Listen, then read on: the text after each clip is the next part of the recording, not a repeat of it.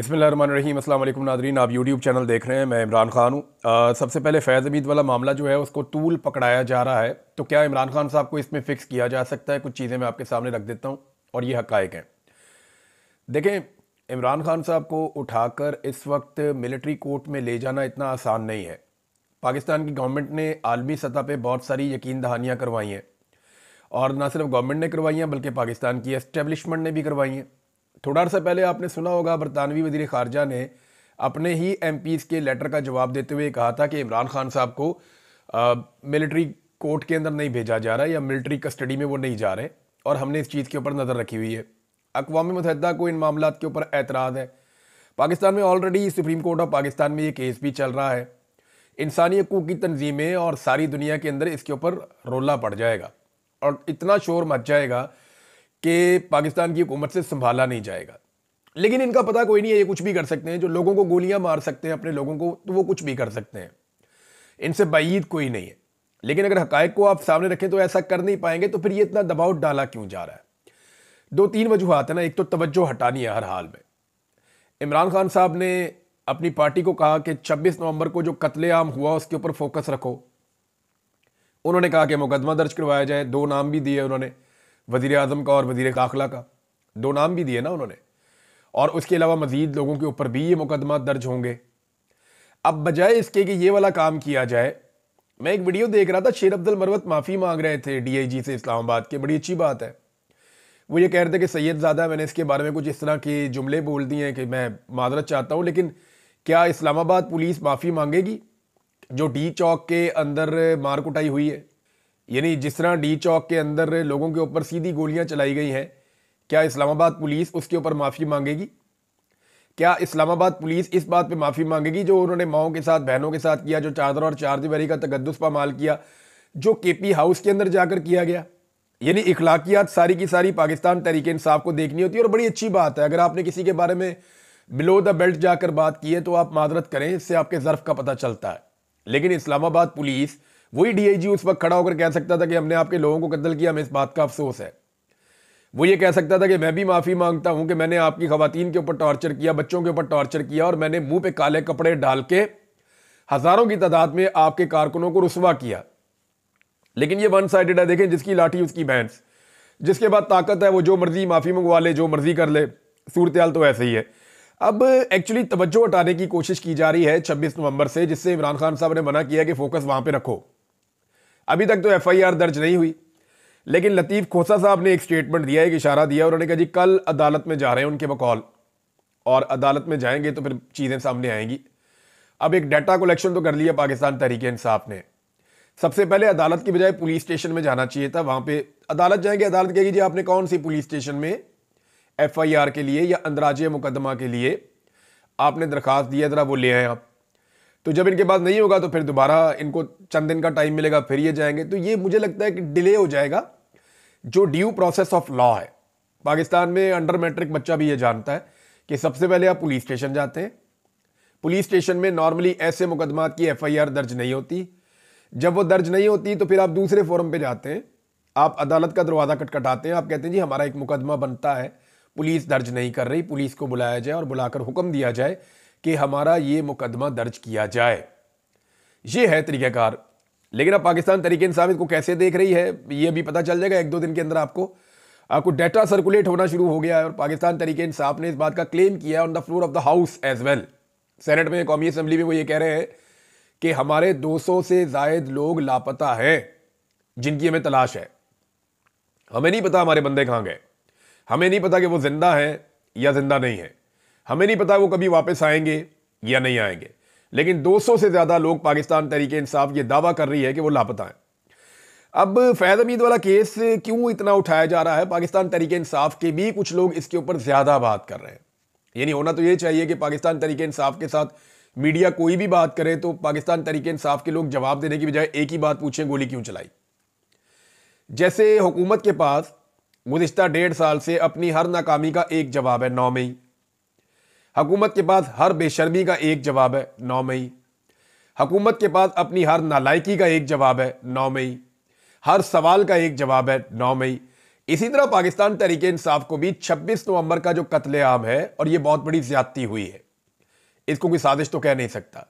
लिहाजा ये जो कत्लेआम है और आलमी सतह पे माना हुआ एक इंसिडेंट है जिसको पूरी दुनिया में रिपोर्ट किया गया है कि जनाब यहां पे कत्लेआम हुआ है, तो पाकिस्तान तहरीक इंसाफ को उस पर बात करनी चाहिए। लेकिन तहरीक इंसाफ के बंदे भी ट्रक की बत्ती के पीछे लग रहे हैं कि नहीं जी जनरल फैज वाला मामला ये है तो वो है, तो पूरा पूरा टॉक शो उस पर डिस्कस हो रहा है।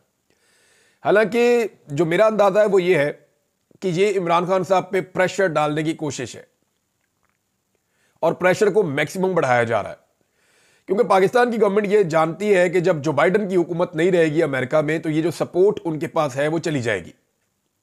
जो बाइडन ने बहुत रेस्क्यू किया है इस सिस्टम को, पाकिस्तान का ये जो निज़ाम इस वक्त चल रहा है, जो बाइडन ने इनको बहुत रेस्क्यू किया है। जो बाइडन की जो एडमिनिस्ट्रेशन थी उसने बड़ा सपोर्ट किया, इतनी इंसानी हकूक की खिलाफ वर्जियों के बावजूद, मैंडेट भी नहीं फिर भी हुकूमत बना ली, इसके बावजूद कोई बेहतर माशी पॉलिसियां भी नहीं थी फिर भी दुनिया से पैसा लेके दिया, सारा कुछ करके दिया उन्होंने, बहुत उन्होंने संभाला दिया इनको।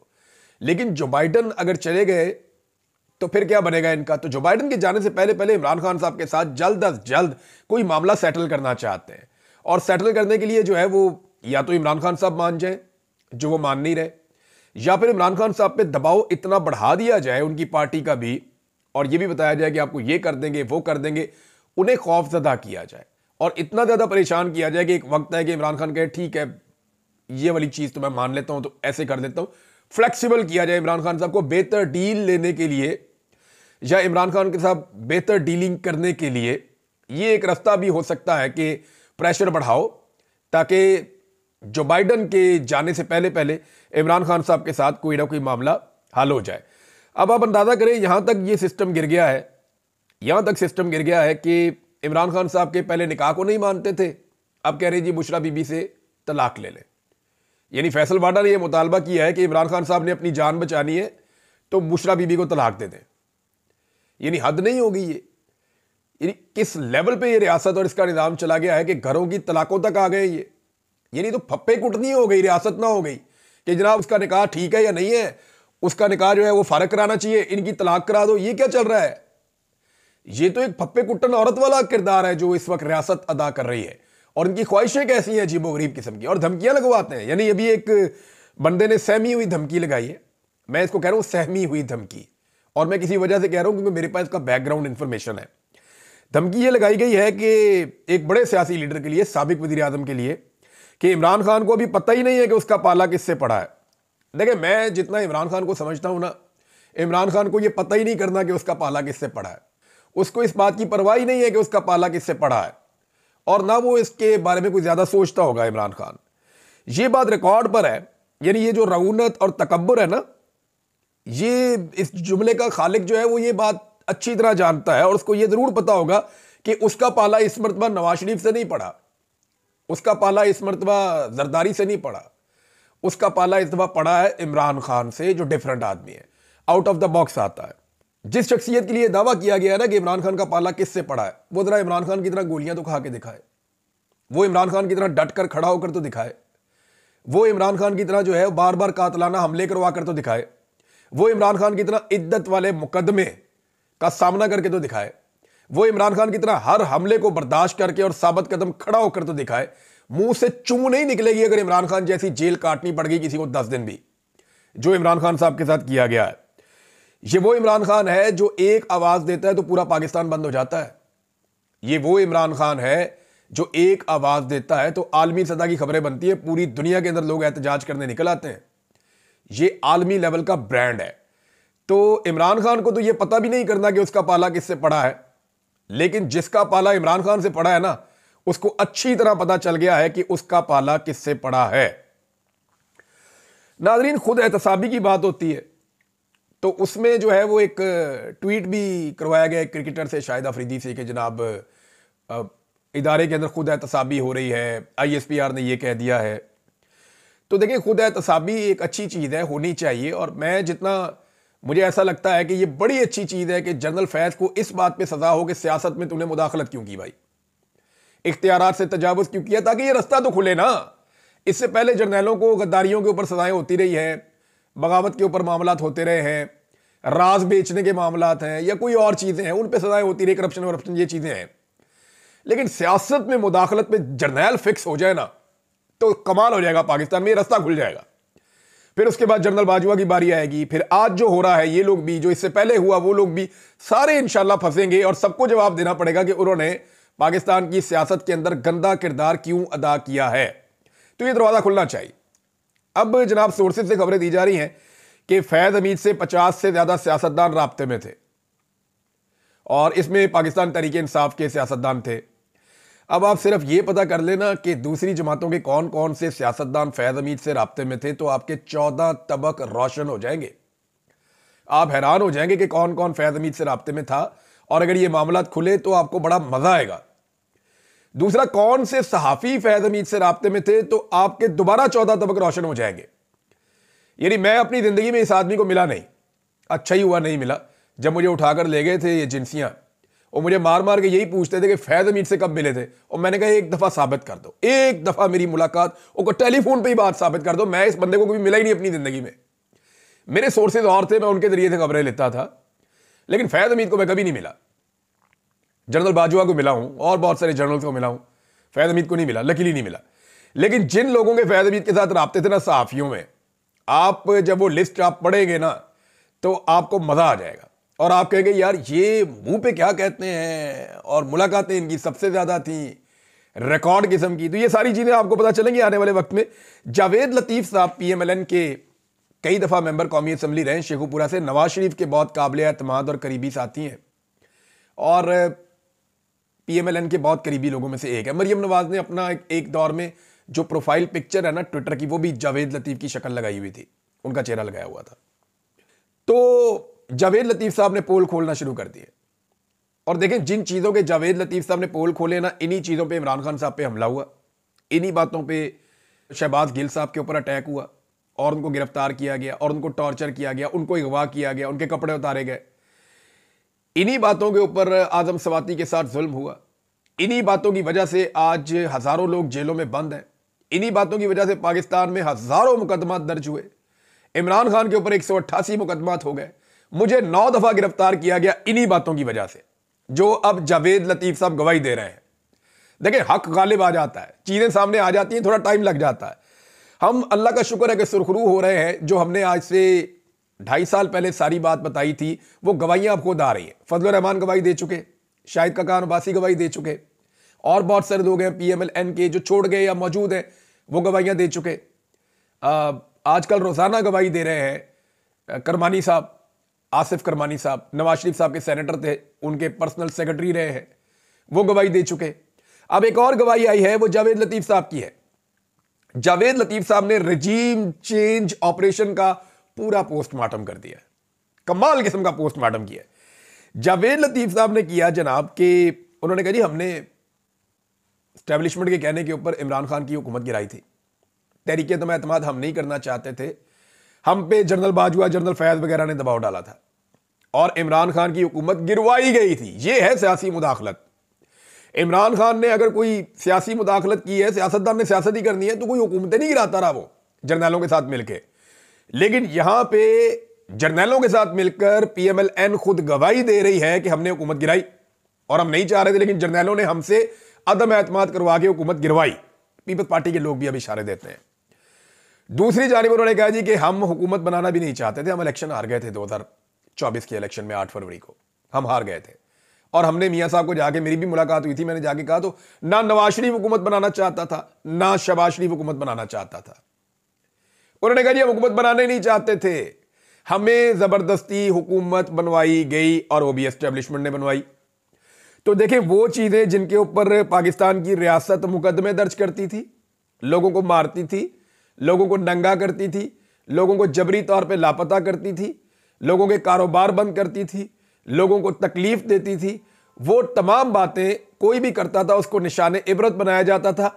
आज वो बातें जिनसे एस्टेब्लिशमेंट ने ये काम लिया या इस रियासत ने जिन लोगों से ये काम लिया, वो लोग खुद गवाही दे रहे हैं। ये है जमहूरियत का हुस्न, ये होना ही था। क्योंकि पब्लिक में नहीं जा सकते ना सच बोले बगैर। झूठ बोलेंगे कौवा काटेगा, झूठ बोलेंगे लोग नाराज हो जाएंगे, झूठ बोलेंगे लोग वोट नहीं डालेंगे, झूठा है फ्रॉडिया है, तो सच तो बोलना पड़ेगा। तो अब जो है ना वो मलबा एस्टेब्लिशमेंट पे डालने का सिलसिला शुरू हो गया है। थोड़े अरसे के बाद आप ये देखेंगे कि नवाज शरीफ साहब और बाकी लोग भी ये मलबा अब डालना शुरू कर देंगे। आपको बड़े मजे के अब दिलचस्प किस्म के आपको अभी बहुत सारे मराइल से आपको गुजरना पड़ेगा। जुबैर अली खान साहब ने बड़ी इंपॉर्टेंट बात की है, जर्नलिस्ट हैं और बड़े मेहनती जर्नलिस्ट हैं।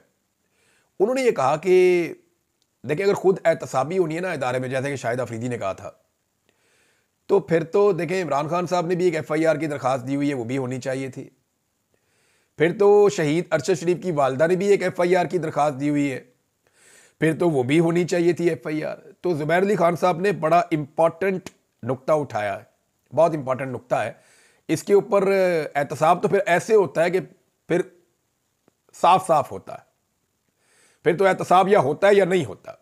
ये नहीं हो सकता कि जनाब ये वाला बंदा आज इसकी शक्ल पसंद नहीं, इसका एहतसाब कर दो, ये वाला पसंद है इसका ना करो। पाकिस्तान तहरीक इंसाफ का एक रद्दअमल भी है फैज हमीद को चार्जशीट करने के ऊपर, जरा वो रद्दअमल मैं आपको पढ़ के सुनाता हूं, ये इंपॉर्टेंट है। पाकिस्तान तहरीक इंसाफ के चेयरमैन बैरिस्टर गौहर ने फैज हमीद के ट्रायल को फौज का अंदरूनी मामला करार देते हुए ये कहा है कि PTI का इससे दूर दूर तक कोई ताल्लुक नहीं है। और उन्होंने कहा बाज़ाब्ता चार्जशीट किए जाने पर पाकिस्तान तहरीक इंसाफ का ये रद्दअमल है। और बैरिस्टर गौहर का मजीद ये कहना था कि फैज हमीद का केस मुकम्मल तौर पर इदारे का अंदरूनी मामला है। कोर्ट मार्शल ट्रायल का PTI के साथ दूर दूर तक कोई ताल्लुक नहीं। फर्द जुर्म किसी ट्रायल की इब्तदा होती है, वक्त बताएगा कि मुलजिम मुजरिम करार पाता है या बरी हो जाता है। कोर्ट मार्शल ट्रायल इदारे का अपना मामला है, सियासत में नहीं लाना चाहिए। इन कैमरा कार्रवाई होती है, मुलजिम के पास दिफा का हक मौजूद होता है। ये जनाब पाकिस्तान तहरीक इंसाफ का इस पर मौक़िफ़ आया है। और साथ में पाकिस्तान तहरीक इंसाफ ने यह भी कहा था कि ISPR इसका नोटिस ले फौज कि बहुत सारे लोग इस मामले को सियासी प्लस माइनस के लिए इस्तेमाल कर रहे हैं। वज़ीर दिफा भी इस्तेमाल कर रहे हैं। वज़ीर दिफा को टके का इल्म नहीं होता कि उनके महकमे में क्या चल रहा, कुछ पता नहीं होता। वो कुछ कह रहे होते हैं, मामला कहीं और जा रहा होता है। थोड़े दिन पहले वो एस्टेब्लिशमेंट की पाकिस्तान तहरीक इंसाफ के साथ मामलात के हवाले से कुछ अजीब बहकी बहकी बातें भी कर रहे थे। फिर अचानक से उन्होंने बुशरा बीबी के हक में बातें शुरू कर दी, फिर खिलाफ बातें शुरू कर दी। यानी ये समझ नहीं आती ख्वाजा आसिफ के पास नॉलेज क्या है। ये डे टू डे डिसाइड करते हैं कि मुझे किस रास्ते पे चलना है। आज मुझे ये चीज सूट करती है, आज मैंने ये वाला झूठ बोलना है, आज मैंने ये वाली चीज करनी है, तो वो इस तरीके से चलते हैं। नाज़रीन एक चीज और ज़हन में रखनी पड़ेगी, पाकिस्तान तहरीक इंसाफ ने अब मुज़ाकरात का ऑप्शन दिया हुआ है और पाकिस्तान तहरीक इंसाफ ने राब्ता भी हुकूमत से किया है कि जी हम मुज़ाकरात करने के लिए रेडी हैं, जो भी आना चाहता है मुज़ाकरात करने के लिए करे। क्योंकि देखिए ये हुकूमत भी एस्टेब्लिशमेंट की नुमाइंदगी कर रही है ना, जिससे भी बात करेंगे हुकूमत ने जाके अप्रूवल तो एस्टेब्लिशमेंट से लेनी है। वो अपने 4 चेहरे आपको दे देंगे, जनाब ये हमारे मुंह है, ये अपने सामने बैठा के आप मुज़ाकरात कर ले, पीछे हम ही है, ड्राइव हम ही कर रहे हैं। तो एक्चुअली ये पूरी हुकूमत ही एस्टेब्लिशमेंट की है, उन्हीं के नुमाइंदे हैं। तो पाकिस्तान तहरीक इंसाफ ने उनके साथ जब मुज़ाकरात की बात की है, तो अब मुज़ाकरात की इस बात का मीडिया में और डिफरेंट बयानों के अंदर मजाक उड़ाया जा रहा है। ये बात ज़हन में रखिएगा कि ये हुकूमत कभी भी मुज़ाकरात करने में संजीदा नहीं होगी।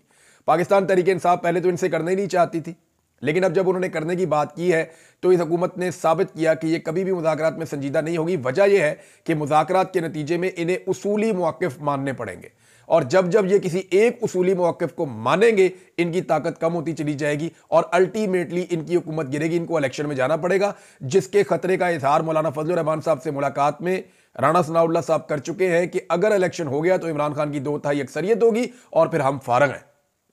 कई दफा कह चुके हैं कि हमें जेलों में जाना पड़ेगा, जो जराइम हमने कर छोड़े हैं ना इस मुल्क में, हम बाहर रह ही नहीं सकते। ये हुकूमत का मानना है। अब तक के लिए इतनी, अपना ख्याल रखिएगा, अपने चैनल का भी। अल्लाह हाफ़िज़।